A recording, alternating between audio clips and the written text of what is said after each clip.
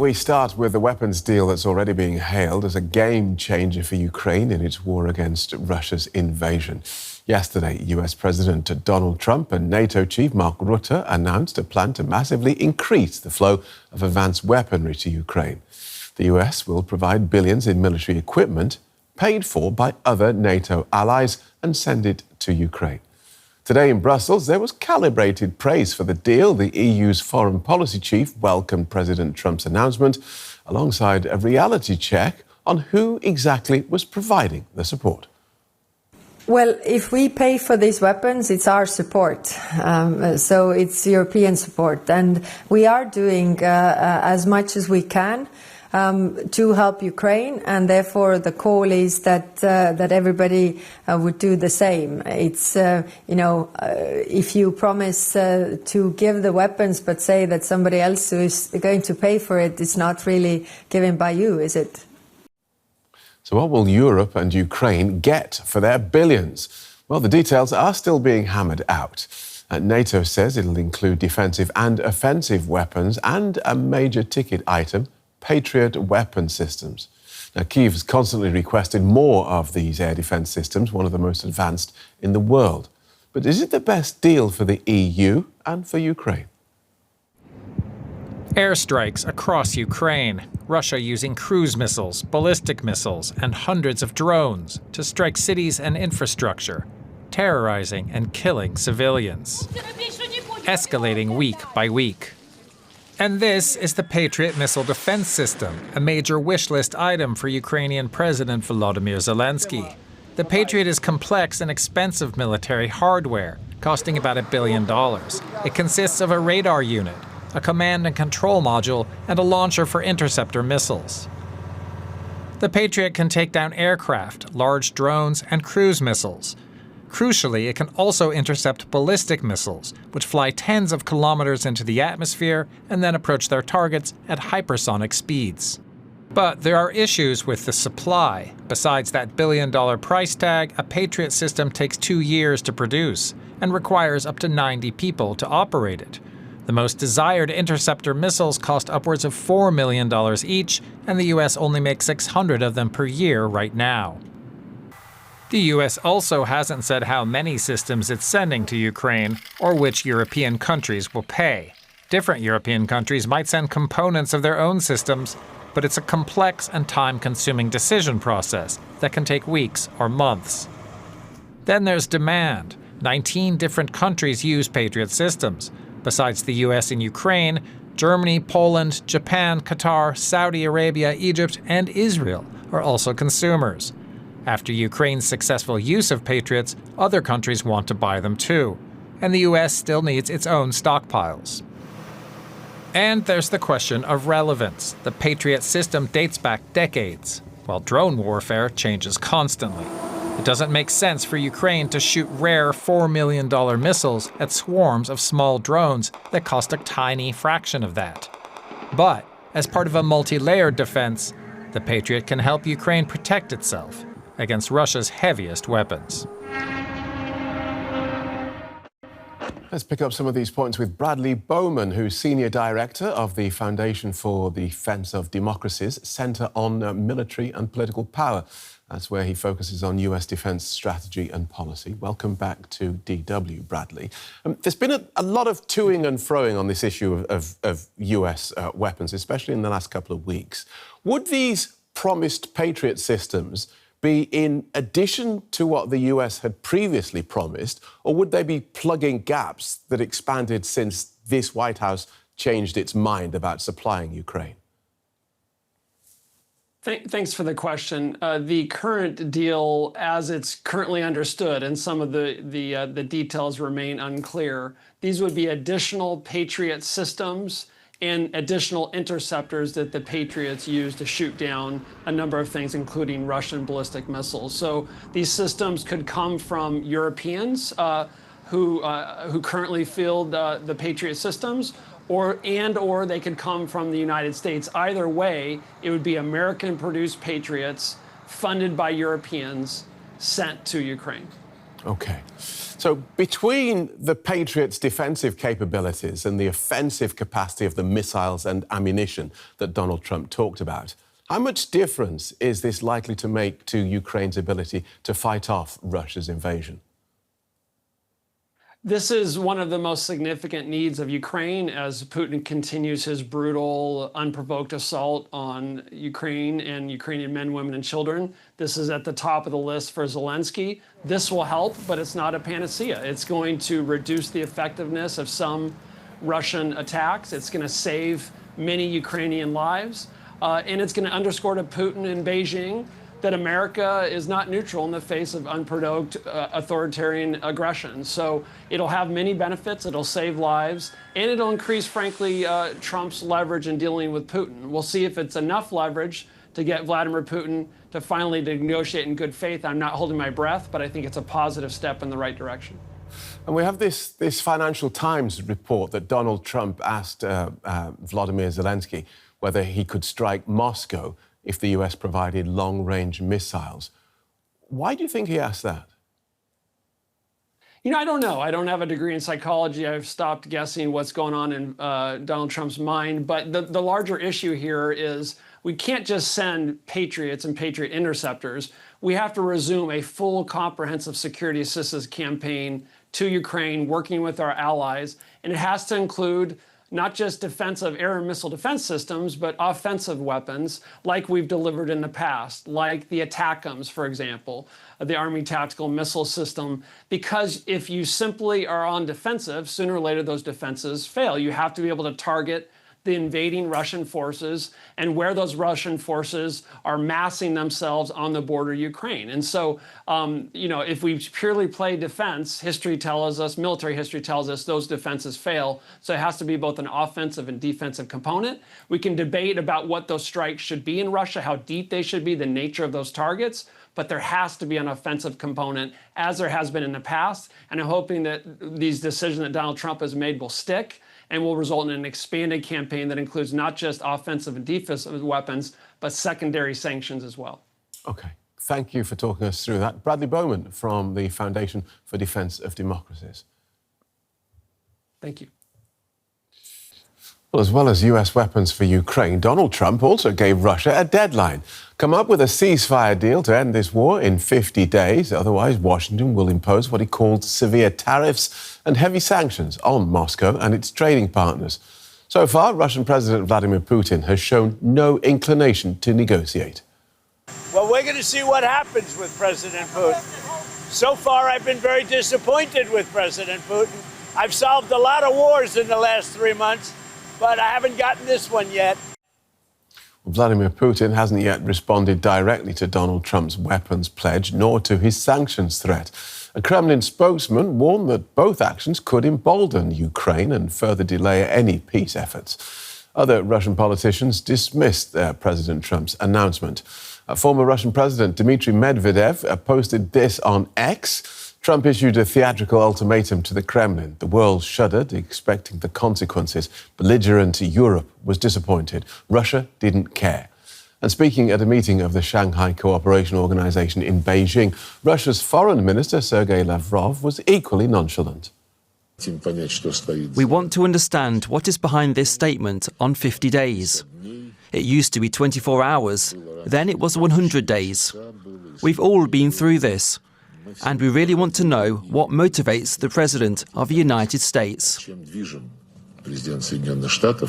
An unprecedented number of sanctions have already been announced against us, and we are coping. I've no doubt we'll cope with the new ones too. Anastassia Fedyk is co-founder of Economist for Ukraine. That's a global non-profit working to end Russia's invasion. She's also an assistant professor of finance with the Haas School of Business at the University of California, Berkeley. Welcome back to the day, Anastassia. Yesterday, we heard Donald Trump threaten Russia with what he called severe tariffs if it doesn't do a deal to end the war in 50 days. What would US sanctions have to hit, and how hard, in order to force Russia to the negotiating table? Yeah, so the tariffs that President Trump was actually speaking about yesterday seem to mostly cover secondary tariffs. Because, of course, there's very little trade right now between the US and Russia directly, as most of that has been sanctioned already, and the little that remains has been exempted for specific reasons. So there's not much scope to impose tariffs on Russia directly. However, other countries, most notably China and India, are still doing a lot of trade with Russia and, of course, with the US. So the idea that President Trump seems to have in mind is that he would impose significant tariffs, somewhere in the ballpark of 50%, on those other countries. And it would be akin to telling them, basically, it's either them, Russia, or us, the US. That said, the announcement yesterday regarding the potential sanctions was, I think, much weaker than many market participants expected, than many observers expected. The 30-day deadline is honestly eons in President Trump's pretty fast-paced world. He's much more accustomed to declaring and imposing tariffs straight away and then lifting them. So giving President Putin 50 days does seem unusually generous, especially given how Putin mostly just cruises past every deadline. And so how effective have international sanctions on Russia been so far? Are people in Russia noticing? Yeah, so that's a good question. Now, of course, Russia's economy right now is pretty much entirely a war economy. So there's a lot of defense production, there's a lot of military production. That is all funded by the Russian government. So the Russian government is using up their liquid assets to stimulate that production at the expense of the rest of the economy. So the civilian economy is suffering. The Russian government's liquid assets are depleting. There's not much investment in Russia at all, right, by other countries. They do receive revenues from energy trade. And then beyond that, they're sort of burning through their reserves to stimulate this military economy, while the rest of the economy, frankly, their interest rates are at 20%. So firms are not borrowing to expand. They're not borrowing to create new things. There is not much innovation growth. So I'd say the economy is sort of holding up on this military side while the rest is stagnating.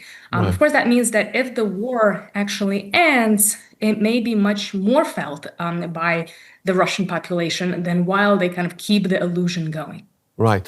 And so if we go back to these secondary sanctions, then how have Russia and its big trading partners like China and India, which you mentioned, how have they circumvented sanctions to get their hands on all that cheap Russian oil? Yeah, so of course, not all that is sanctioned. I mean, China is free to buy Russian oil for its own use. That's not part of US or EU or G7 sanctions.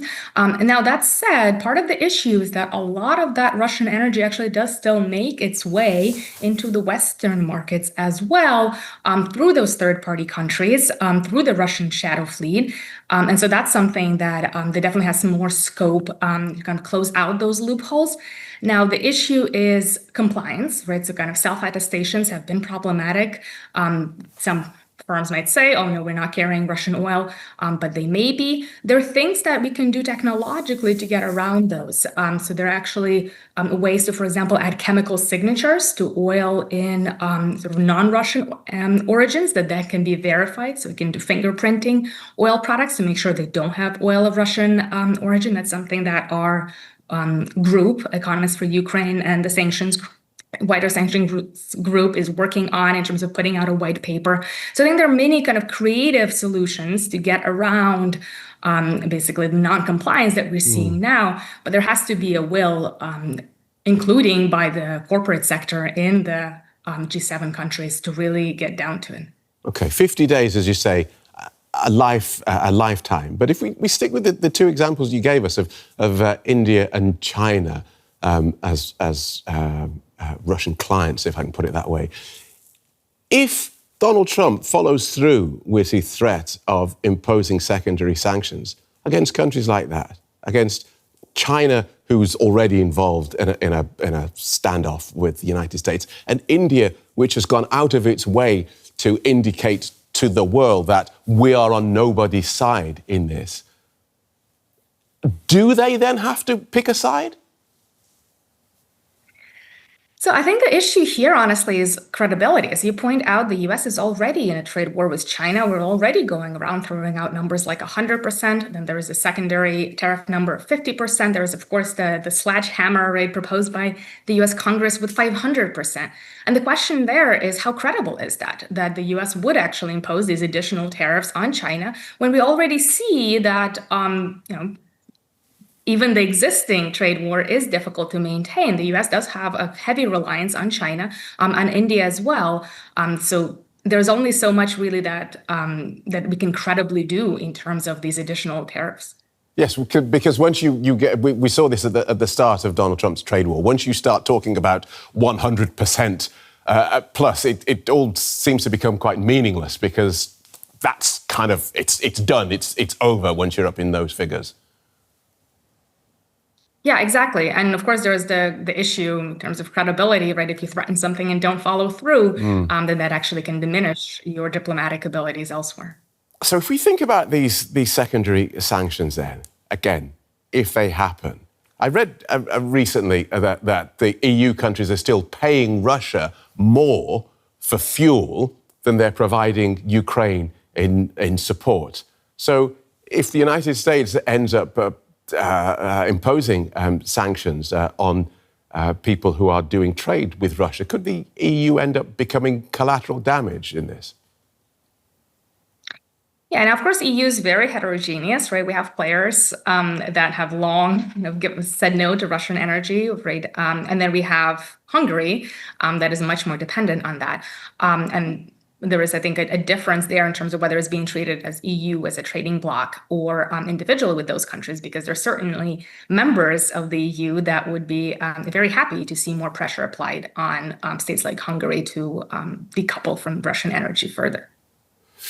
Let's talk about Ukraine itself. How long can Ukraine sustain the economic war of attrition?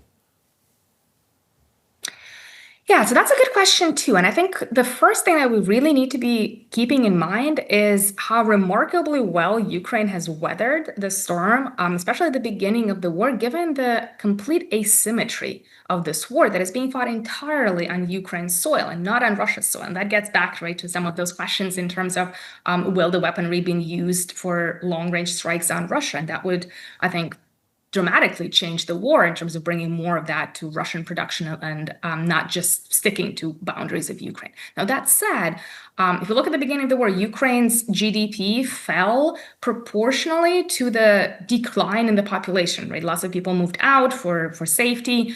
So the GDP per capita actually stayed pretty flat. That's, I think, remarkable. There was no banking crisis. That's really remarkable. I mean, modern times with a war going on, not having a run on banks, pretty good. There was record numbers of new businesses, of startups created, I think in 2023, for example.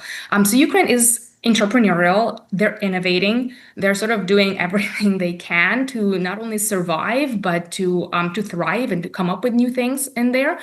So I think the best course of action and the one that would be most promising in terms of Ukraine weathering things further and really coming out of the war of attrition as well, aside from, of course, not remaining within Ukraine's boundaries in terms of where the strikes are happening, is for partners such as the EU to really leverage the investment opportunities that I think Ukraine is providing right now. So, for example, many of the allies are ramping up defense spending, defense production, right, especially in Europe. Now, much of that can and should be done in Ukraine, in partnership with Ukraine, especially the safer areas in Ukraine in the West, because there is really quite a lot of innovation going on in Ukraine, in the defense sector in particular. We think about, right, the most experienced army in Europe right now, that is Ukraine.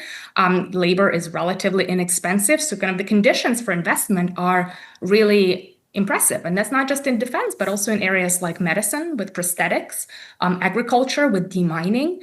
So we, for example, at Economist for Ukraine, the AI for Good Foundation, we're launching a series of innovation hubs inside Ukraine. The first one is our Center of Excellence for Life Sciences, Agriculture, and Bioingenuity, which we're doing in partnership with Ukrainian universities in Kyiv. That's going to focus on aspects like demining, like soil remediation, water pollution, sustainable farming. And I think there's a lot of promise there. So capitalism. Even in war, there are opportunities. Thanks so much for talking us through that. Anastassia Fedyk from Economist for Ukraine. Thank you. Thank you. Well, let's explore that decision with Mark Cancian. He's a senior advisor at the Centre for Strategic and International Studies. Welcome back to DW. How much difference are these Patriot systems likely to make to Ukraine's ability to fight off Russia's invasion? Well, Patriot is one part of what's going to be perhaps very large packages of aid. Patriot gets a lot of attention because it is so capable and quite expensive, but you're going to see lots and lots of air defense systems, plus the more prosaic things like anti-tank weapons, like trucks, engineer equipment to help Ukraine in its war. So the total package will be very helpful. It's not going to be a game changer.